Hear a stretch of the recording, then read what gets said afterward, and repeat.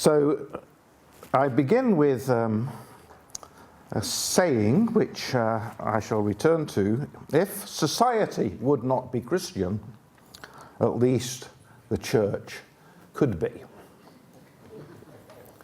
And I take this from a book by Professor David Ferguson, Professor of Divinity at Edinburgh University, on which I'm drawing throughout this paper, called Church, State and Civil Society.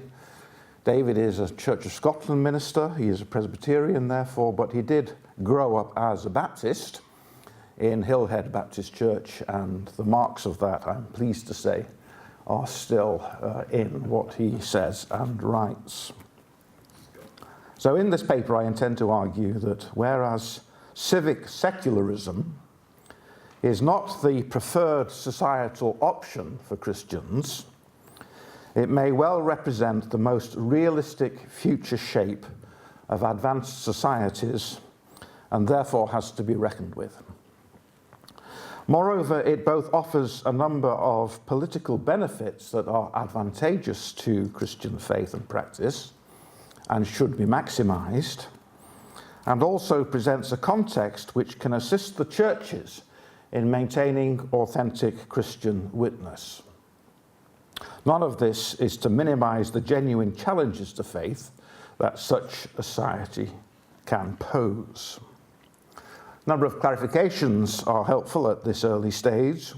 The first is to distinguish between church, society, and state. By church, I shall be referring to the multiple gathered communities that define themselves as Christian by both faith and practice. The more important distinction to be made for our purposes today is between society and state. Society is the phenomenon of organized and intentional communities that inhabit a territory.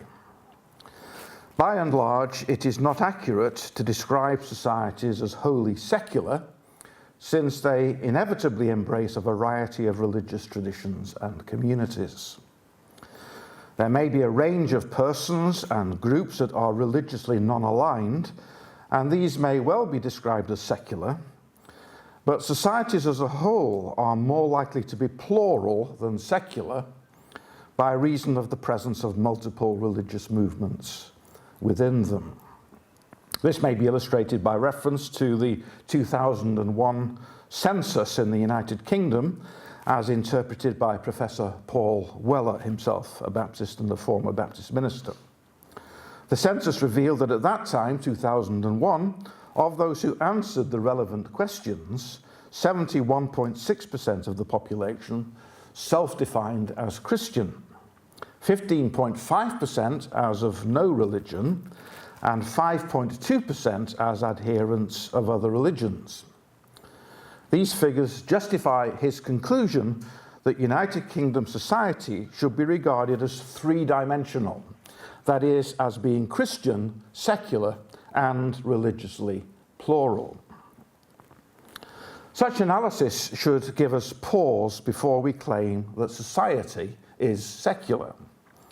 And although the relevant figures in the United Kingdom undoubtedly shifted away from Christianity in the census of 2011, the claim that society is three-dimensional can be allowed to stand. Yet society is not the same as state.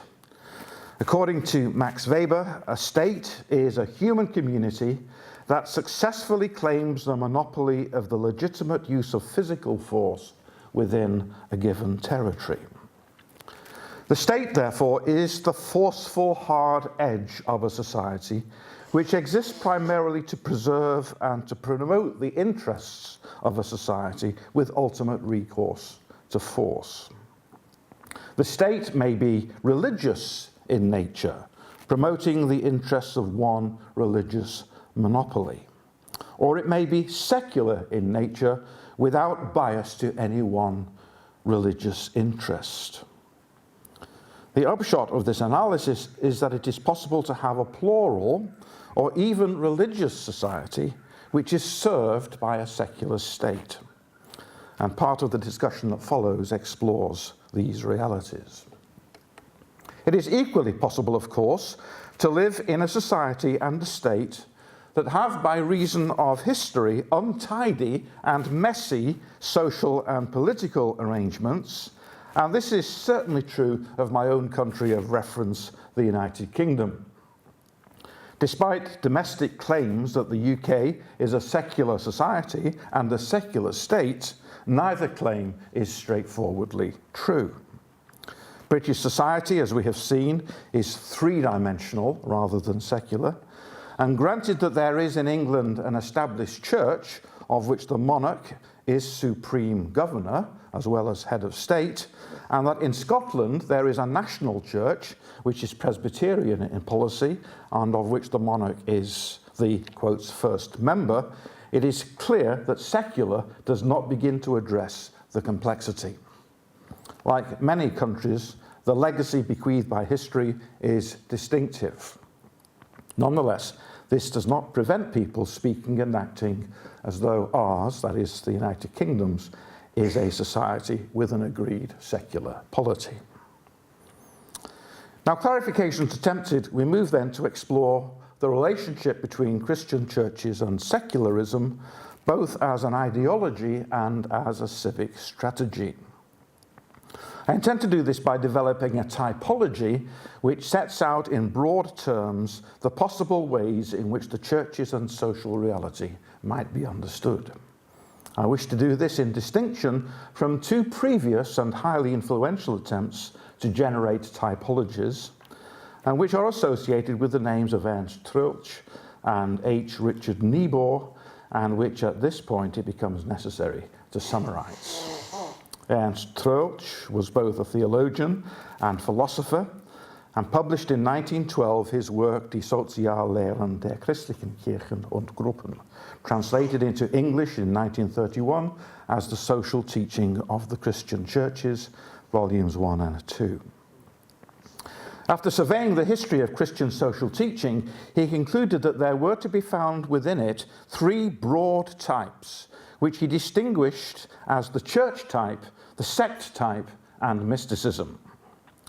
Each type appealed to Scripture for justification, and only together, according to Troeltsch, did they exhaust the breadth of biblical teaching. Mysticism does not immediately concern us here. The church type was characterized by the quality of universality, and the contrasting sect type by that of intensity. Universality is to be understood here as the desire to recognize that all things have been made by God and are to be brought under divine lordship, and this includes both culture and government, leading to a unified and integrated approach to the whole of human existence.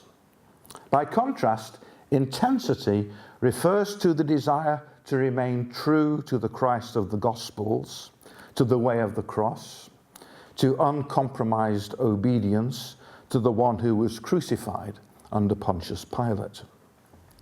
Whereas the former gives impetus to the desire to annex the secular in the service of the religious, and so unites church and state, the latter leads to a degree of estrangement from worldly power and sets the church over against the state. The radical traditions to which Baptists can be seen to belong are to be placed firmly within the sectarian tradition. It is here that we locate a problem with this typology. For a start, although the words church and sect may have been intended by Troeltsch in a purely sociological way, describing the social ways of existing that these types are deemed to represent, it is hard not to read them theologically or even polemically, in which case the church category emerges with much greater prestige, whereas the sect type suggests something narrower, more limited, more self-concerned, perhaps even more bigoted in nature.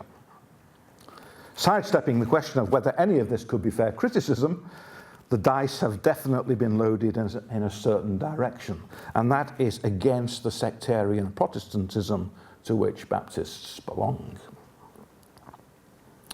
There can be no denying that this has been an enormously influential approach, and that Troeltsch's work has classical status. A similar thing might be said about H. Richard Niebuhr, his seminal work, Christ and Culture. Here again, Niebuhr deals with ideal types, 5 in number, of the ways in which Christ has been deemed to relate to created but fallen human culture throughout history. The Christ against culture type, which Niebuhr saw illustrated by the various Anabaptist movements deriving from the 16th century, but particularly by the Amish of North America, sets fidelity to Christ over against accommodation to culture in an intensification of Troeltsche's sect type. This is a retreat from the public into the private. The Christ of culture type accommodates true culture to the point where no conflict between the two is experienced, and so could be exemplified by liberal Protestantism. This is a merging of the private with the public, so that the church becomes a religious echo of public culture. The Christ above culture type is seen by Niebuhr as the center ground occupied historically by the church, according to which Christ makes sense not only of the church's story, but of the whole of creation, which finds its true nature in the Logos, from whom all things derive their rationality. Yet public culture is called to a fulfillment in the Christ who is most clearly known in the church, and so judges culture at the same time as elevating it. Christ and culture in paradox, illustrated chiefly by Lutheranism, detects a kind of dualism between Christ and culture, so that any relation between them is more likely to be derived through conflict rather than a smooth cohesion. Finally, Niebuhr is working towards what seems to be his preferred type, which is Christ the transformer of culture, illustrated, he believes, in history by such illustrious names as Augustine, Calvin, and F.D. Maurice. Christ redeems and transforms the public culture. Now, ideal types such as those we have encountered are meant to be broad characterizations rather than narrow pigeonholes. Unfortunately, this is precisely what they can become, being used to sideline certain ways of thinking. Polemically, Niebuhr's approach can be used to nullify certain groups whom others might consider to come into the against culture category.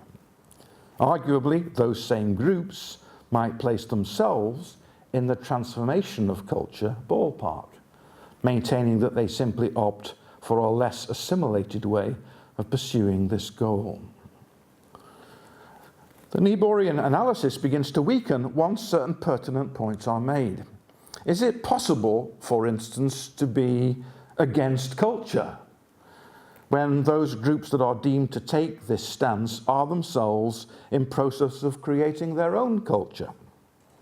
They may be in conflict with the dominant culture, but cannot be against culture per se. More tellingly, culture, even dominant culture, is not monolithic. Within it there is a multiplicity of cultures, some of which are to be welcomed and some not. It is not possible, therefore, to be for everything and in favour of nothing. Concerning the radical groups, David Ferguson put it this way: rather than forsaking the world, as H.R. Niebuhr suggests in his famous typology, they serve the world by disclosing new possibilities. The radical position can be presented as not so much straight rejection of secular political rule as the adoption of an independent standpoint that provides a perspective from which to offer critical discrimination upon a broad range of cultural forms. It offers not withdrawal, but criticism, both negative and positive. It seems then as though the world might be ready for a new typology, one that avoids the biases and bluntness of those just considered. And guess what? I hope to offer it. The typology I propose seeks to address the realities of the churches, society, and the state in order to make good on the title of this paper and to address questions of Christian faith and secularism in particular. I propose to address these questions and to develop the typology by means of a Hegelian dialectic of thesis, antithesis, and synthesis. And so to propose the categories, firstly, of both participating and possessing, then of not participating and not possessing, and finally of participating without possessing. And I shall explain what these mean. And beneath each of these headings, as we pursue them, there will be a number of subcategories, sometimes requiring significant discussion. So let me move to the typology which I suggest. And the first heading, both participating and possessing. In this perspective, the Christian church lays claim not only to participating in the public realm, but also possessing it, in the sense that it lays down the truths and the ideology which undergird, determine, and shape that realm.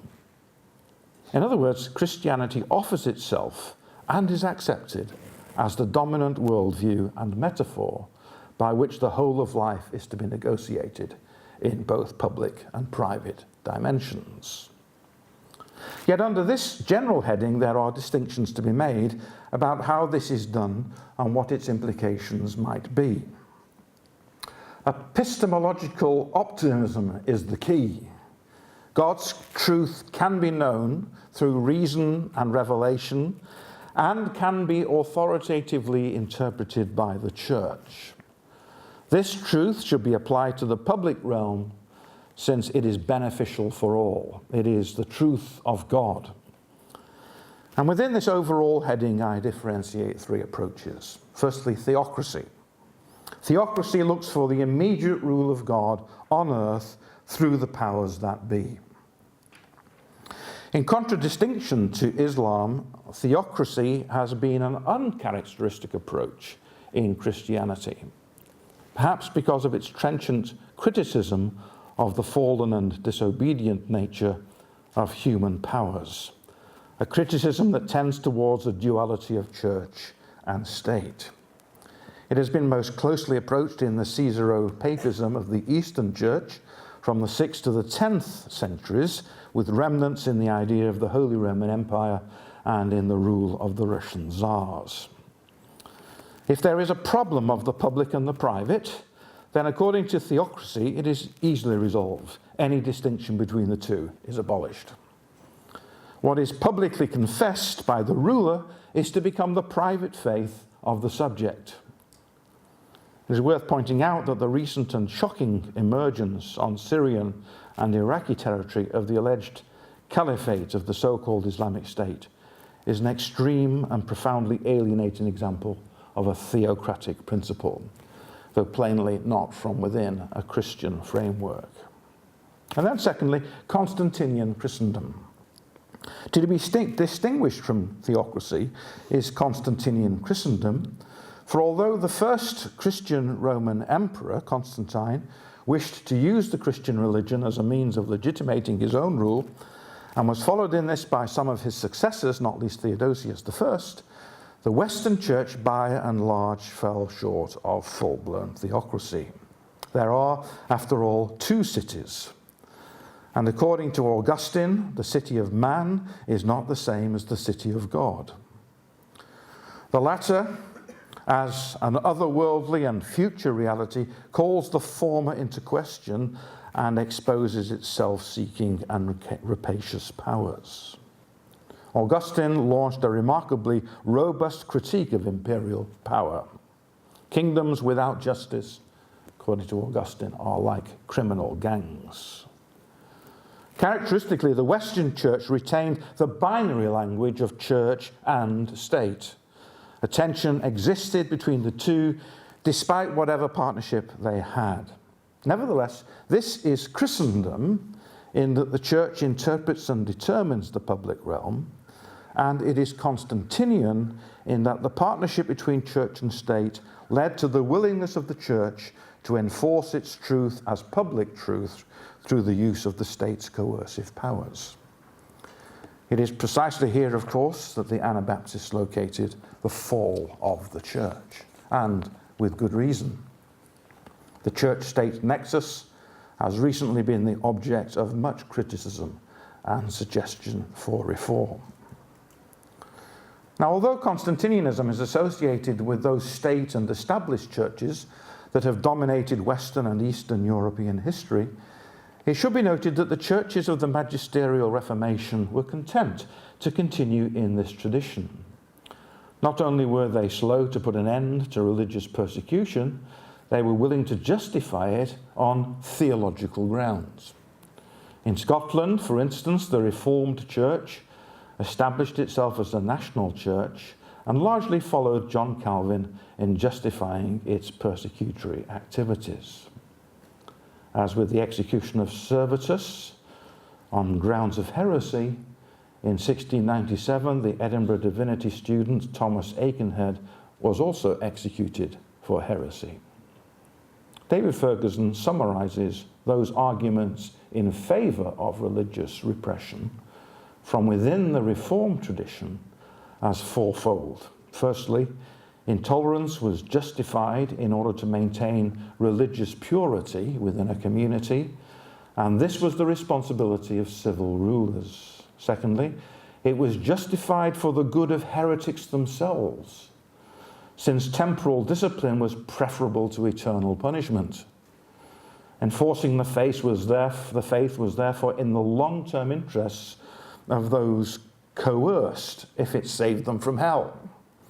Thirdly, it was necessary in order to maintain divine honour, to avoid blasphemy, and to fulfill the first commandment.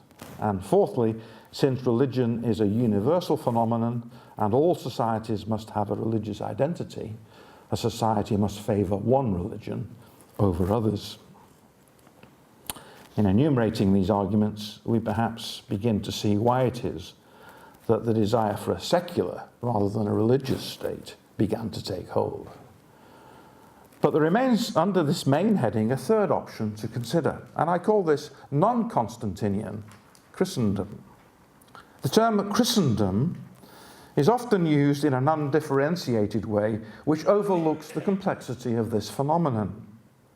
Yet there have been those who wish to ensure that society and state remain substantially Christian while unhooking religious belief from state power so as to permit freedom of conscience and toleration of religious diversity. It did this for well-articulated theological reasons. David Ferguson has identified some of these as they began to emerge first in the 16th century from Erasmus onwards, and then in the 17th, and so in advance of the emergence of any secular articulation of toleration and religious liberty in the 18th and 19th centuries. These include the following convictions: that Christ made no attempt to coerce men and women to embrace his doctrines or to join the church; that it was possible to embrace the essence of Christian faith while disagreeing on non-essentials; that coercion is futile and counterproductive of genuine piety; that conversion is voluntary and cannot be forced; and that there is a need to listen to those who have opinions contrary to our own in order to foster growth in understanding. Tolerance can be productive. In addition to these arguments, we may add two more. Firstly, the Christian doctrine of election, particularly characteristic of the Reformed tradition, affirms the freedom of God to choose those whom he purposes to gather into the elect community of the church. Whatever formulations of this doctrine we may prefer, and there are options, it is surely right to stress the freedom and initiative of God in the work of election. It is not for the state to usurp the divine freedom and to seek to do what only God can do. A religiously coercive state is preempting the work and grace of God in the work of salvation, that is God's alone, and is pursued through the witness and proclamation of the churches. And secondly, in persecuting people for their religious beliefs or lack of them, the state alienates citizens who potentially have the power to enrich society and contribute to the wider well-being of the community. Religious freedom, therefore, works for the good of society as a whole by valuing its citizens for their humanity, irrespective of religious affiliation. Now, it should be clear by now that I'm concerned to anchor the radical Baptist tradition within this particular emerging trajectory. It was not, as far as I can see, that the first Baptists were arguing for a secular, far less a godless or pagan state.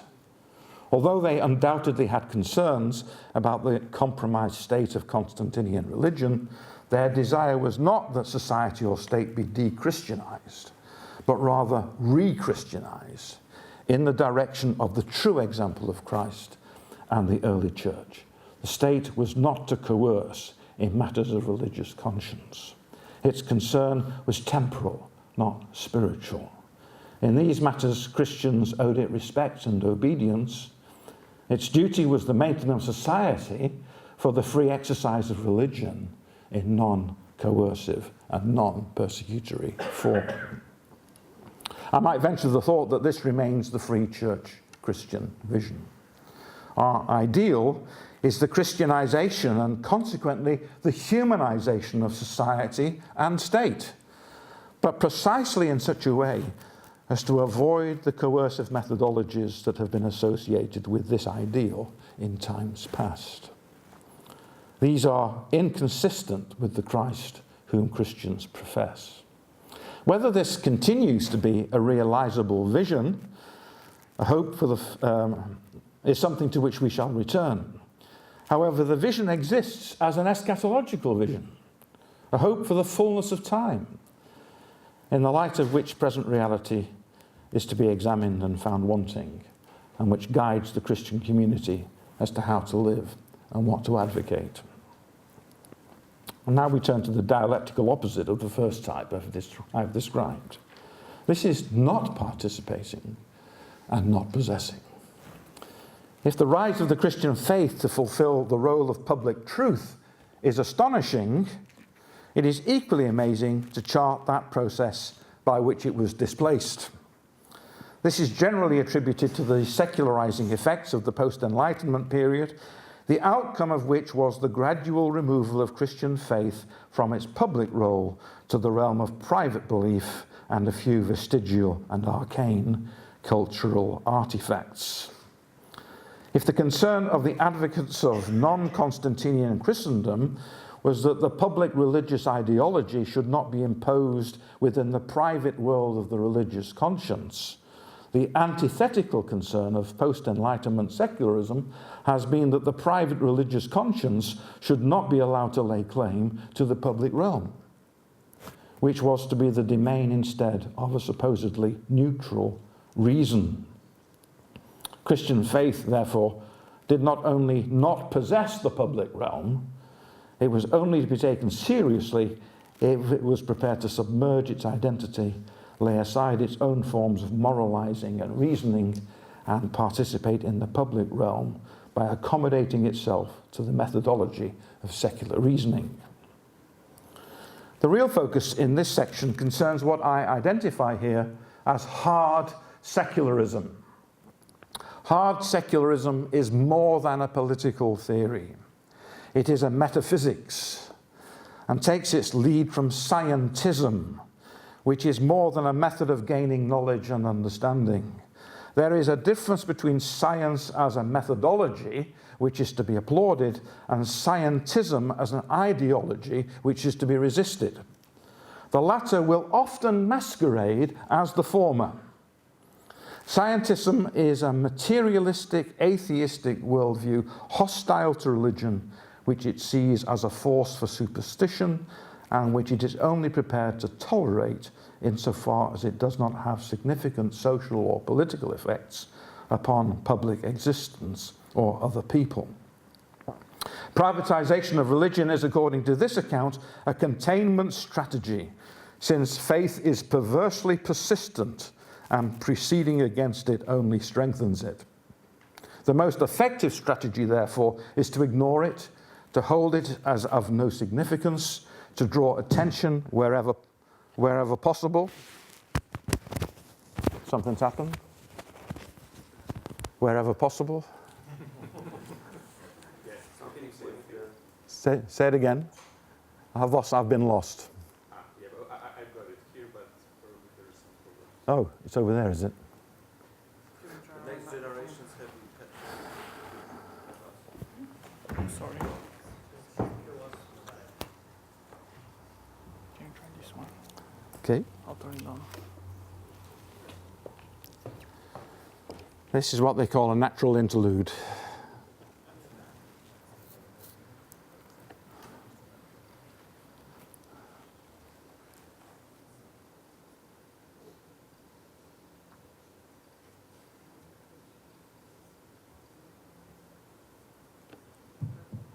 Okay. Scientism, is that okay?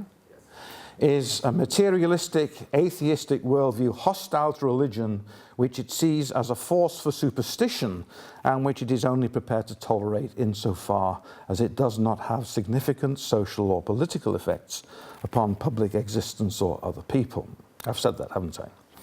The most effective strategy, therefore, is to ignore it, to hold it as of no significance, to draw attention wherever possible to its decline and marginality.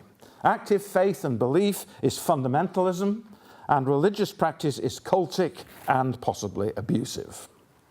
Hard secularism would possess the public realm as its own territory and displace religion by allowing its participation only on the terms laid down for it by hard secularism itself.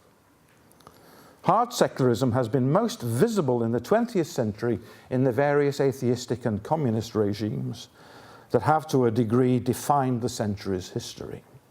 It has shown itself to be every bit as persecutory and hostile as any religious state up until the present century, and more so. It has also shown a notable lack of success in eradicating the religious instinct. Yet I shall shortly argue that it conceals itself behind other more benign forms of secularism, and that it exists as a hostile impetus even in free societies. Christians can only resist this ideology and need to be equipped both intellectually and spiritually to identify when it is in operation and to unmask it as a substitute for authentic religious faith and as a potentially persecutory phenomenon. This kind of secularism can be as intolerant as any state religion, and for many religions way beyond Christianity, a state which acknowledges the higher authority of spiritual and moral realities is one which is to be preferred to secular alternatives. Interesting that in the United Kingdom, some of the most firm advocates of the establishment of the Church of England are people of other religions, because they would sooner live in a state that has some way of acknowledging the reality of the transcendent than in one which is entirely secular. Interesting.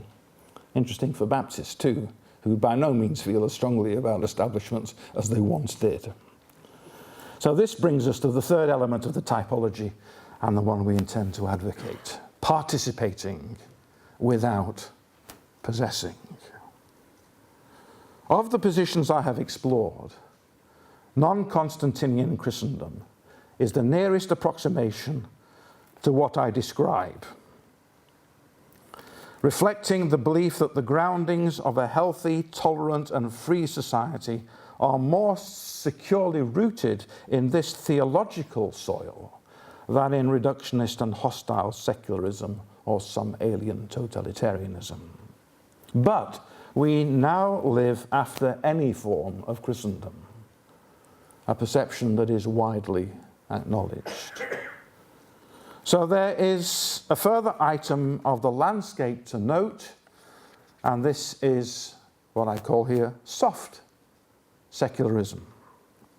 It might otherwise be classed as civic secularism. As distinct meanings of the term Christendom needed to be differentiated, so with secularism. Like things might be said about Christianity as a whole, there is a variety of Christianities, not just one monolithic version. Likewise, it is now commonplace to note that there were reformations, and not just one reformation. As there is a difference between science as a methodology and scientism as an all-encompassing metaphysics or anti-metaphysics, requiring its own leap of faith, so we are wise to distinguish between the hard secularism that is essentially an atheistic worldview and the soft secularism that is a political strategy designed to hold together religiously and ideologically diverse societies. The secular is here portrayed as a common meeting ground for people of all faiths and none, that which may be held in common by all, a ground where all might meet without fear of persecution or discrimination, and where the goods of a society are not subject to any form of religious or confessional test. This can be seen in direct contrast to the religious state against which it is a clear reaction. A society might remain highly religious while being served by a secular state. Examples are India and, historically at least, Turkey. People of religious conviction might quite consistently hold to their own convictions in the private sphere of conscience whilst advocating a secular, non-sectarian state. This approach will be rooted in the commitment to love one's neighbour as oneself, that is, to accord to others those same social and political benefits I would wish to claim for myself. There is therefore full religious/Christian participation in the life of both society and state, but not in a way that denies the same degree of participation to anyone else. The distinction between hard and soft secularism can further be illuminated by differentiating between programmatic and procedural secularisms, or between hostile and hospitable secularisms. Soft secularism is simply a way of operating fairly and justly within plural societies. It aims at tolerance, temperance, hospitality, and accommodation. It should be acknowledged that, with all this said, soft secularism can be applied with greater or lesser degrees of resolution. Some forms of soft secularism are quite hard. French laïcité, for instance, is more resolute in excluding religion from the public sphere than is American secularism, which can include prayers in the ceremony for swearing in the president, which act actually takes place on the Bible. An interesting form of secularism. One approach is suspicious of the potentially divisive effects of religion, the other encouraging of its potential contributions. There is a range of civic secularisms, and these will vary from country to country. Soft or civic secularism can value the public and societal role of religion, while believing that for historical reasons, rooted not least in the religious conflicts of previous centuries, religion itself is corrupted when what should be a matter of voluntary commitment becomes wedded to political power. And I actually believe that religion is corrupted when it becomes wedded to political power. Now, granted that Christendom has passed, and that the non-Constantinian vision remains an eschatological hope, soft secularism may be the best model for social existence currently on offer or potentially realizable within the European realm. Christians may prefer to possess the public realm more comprehensively and benignly, but short of a long series of massive revivals of the Christian religion in its free church variation, this is not on offer, as far as I can see. soft secularism remains the best available option. It is a position with which we can do serious business. This is not to say that it is without its own dangers, against which we must remain vigilantly on guard. Chief amongst these is the undoubted fact that hard secularism can use soft secularism as a cloak or disguise for pursuing its own agenda. I'm struck, by the way, here, you've probably heard of the name Christopher Hitchens, who's one of those atheistic writers like Sam Harris, like Richard Dawkins, who've produced this boom of atheistic writings. His book, God is Not Great, the American edition of that book had as its subtitle, How Religion Poisons Everything. Now, if you really do believe that, if you really do believe that religion poisons, then you are duty-bound to resist it and to exclude it as far as you can from the public realm, because it will only do harm. And that is the mentality of hard secularism. Where this happens, in other words, where hard secularism poses as soft secularism, this needs to be unmasked, and this can be done by appealing to soft secularism's own declared aspirations of tolerance, respect for difference, and non-discrimination. A further danger is that soft secularism leads to the cultivation of a culture of disbelief, of agnosticism, and potential indifference, which undermines the obedience of faith. As a counterpoint to this, it should be pointed out that no society or state can operate without some shared vision of the good, and the search for such a vision compels us to pose questions about purpose and meaning, and thus to draw upon the elements of religion itself. Political liberalism is essentially a procedural ethic designed to provide the space in which individuals may negotiate their own meanings. When it comes to casting a substantive vision of the good, it becomes parasitic. A couple of quotations here which are totally unfair and semi-humorous, but I came across them along the way. One by G.K. Chesterton, the British Catholic author, now long since dead. And he said on one occasion, "Whatever the merits of torturing innocent children to death, and no doubt there is much to be said on both sides, I am sure we all agree that it should be done with sterilized instruments." Or Irving Kristol, "A liberal is a person who sees a 14-year-old girl performing live sex acts on stage and wonders if she's being paid the minimum wage." Totally unfair, but I enjoyed those little cryptic comments. So, life in a secular state, this is where we come to various final statements. There are challenges in all of this, but I wish to conclude this paper by drawing attention to what seemed to me to be the advantages for free church Christians and others of living in a secular state,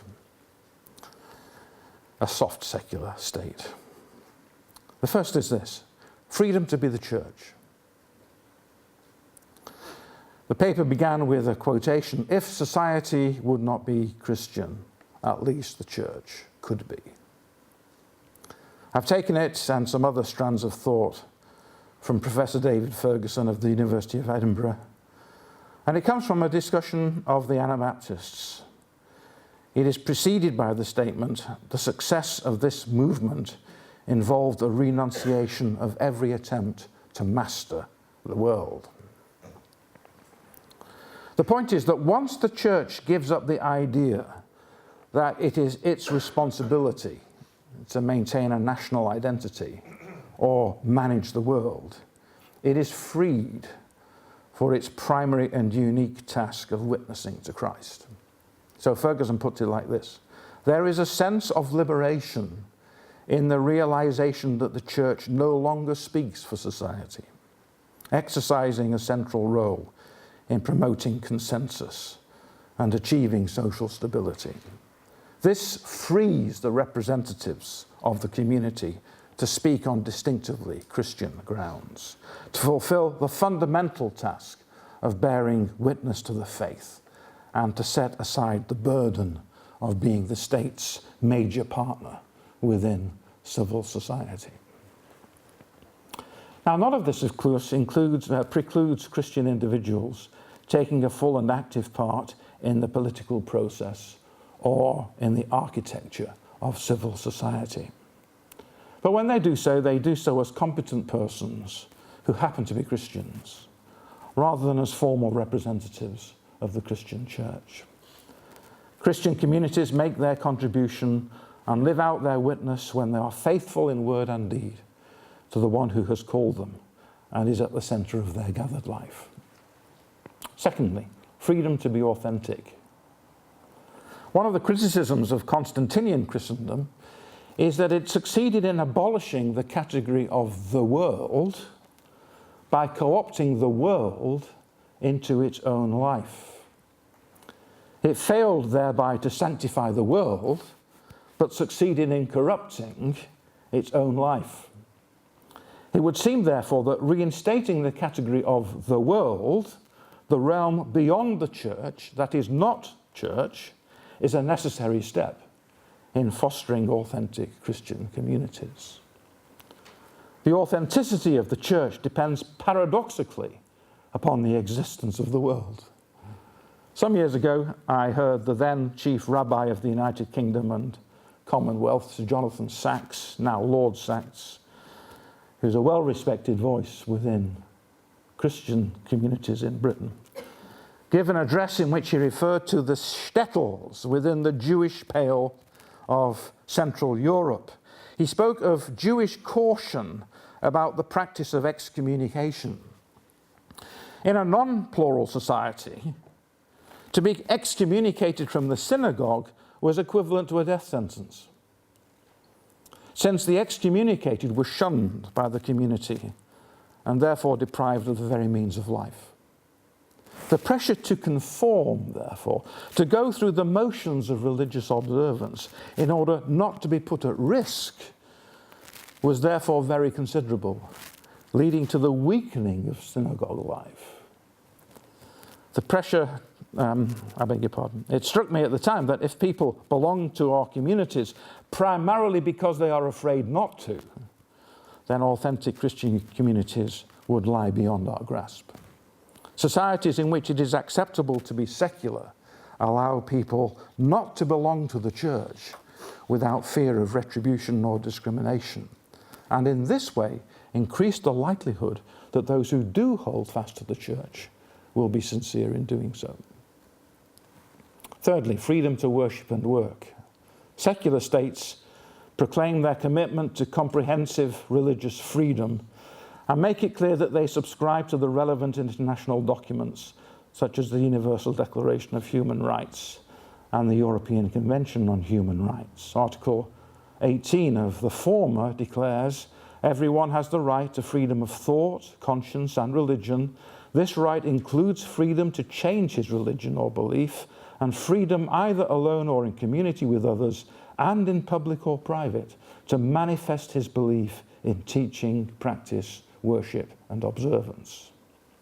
Article 9 of the European Convention reiterates this clause and adds the further provision, "Freedom to manifest one's religion or beliefs shall be subject only to such limitations as are prescribed by law and are necessary in a democratic society in the interests of public safety, for the protection of public order, health or morals, or for the protection of the rights and freedoms of others."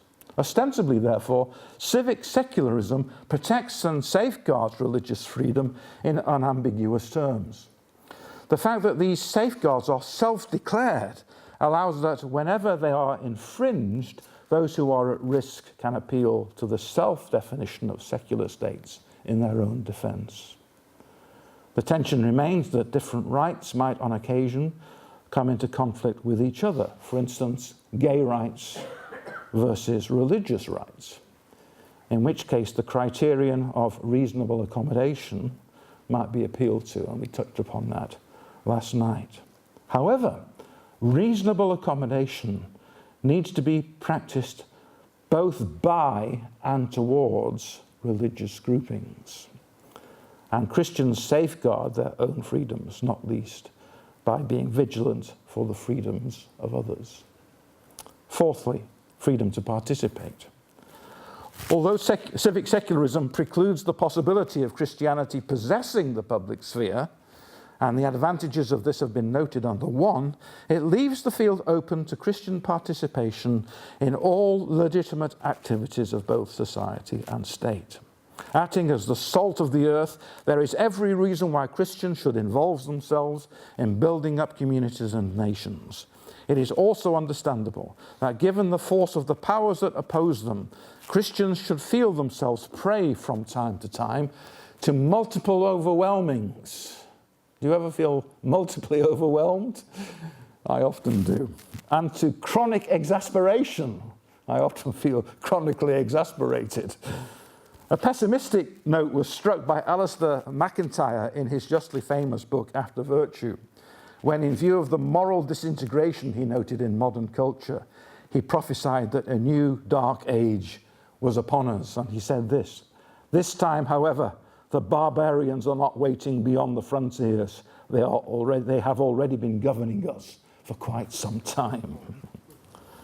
His call for communities of virtue and civility to keep the light shining certainly needs to be heard. More optimistically, however, the possibilities for conversation and common endeavour are not completely lost. We are still shaped by our Christian heritage to a considerable extent. There are men and women of goodwill beyond the boundaries of the church. There are common causes that may be made with those of other faiths. There remains an extensive consensus as to what constitutes moral action. And the doctrines of general revelation and common grace indicate that God has not left his world without a witness. 2 themes in particular furnish ground on which Christians and their dialogue partners might meet: our shared humanity and the social quest for the common good. Believing that human beings are made in the image of God and that God in the incarnation of Christ has bestowed on humans the highest honor, Christians are the true humanists who can work with those of other religions and of none, who care about humane and decent values. And it is generally considered that Catholic social teaching has bequeathed the concept of the common good to modern political thought. These twin ideas offer much scope for participation in the public realm for the good of all. I can do my final paragraph. Fifthly, freedom to integrate and not to assimilate. Civic secularism provides for the Christian faith the opportunity to integrate into society without losing identity and distinctiveness through assimilation. Moreover, as a tradition of faith, free church, believers' church commitment should be well adapted to surviving and contributing under modern conditions. The commitments to voluntary affiliation, exemplified in believers' baptism, to strong congregational life and consensual government, to liberty of conscience and religious freedom, count as strengths in such an environment, as does a history that has avoided persecution of others and the rejection of religious compulsion. These qualities are surely those that belong to the future of Christianity, even for those who have adopted other ways of being church in times past. So my conclusion, although churches of a Baptist faith and order might as their highest preference work towards the formation of states and societies according to their own principles of obedience to Christ and grace towards all, such a state remains an unlikely prospect in any future that we are able currently to foresee. Soft or civic secularism remains the most likely alternative prospect, and whatever its challenges, it holds open considerable positive possibilities for life and mission.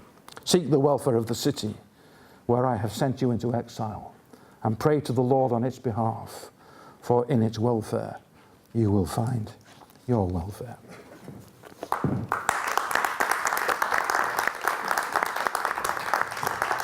Thank you.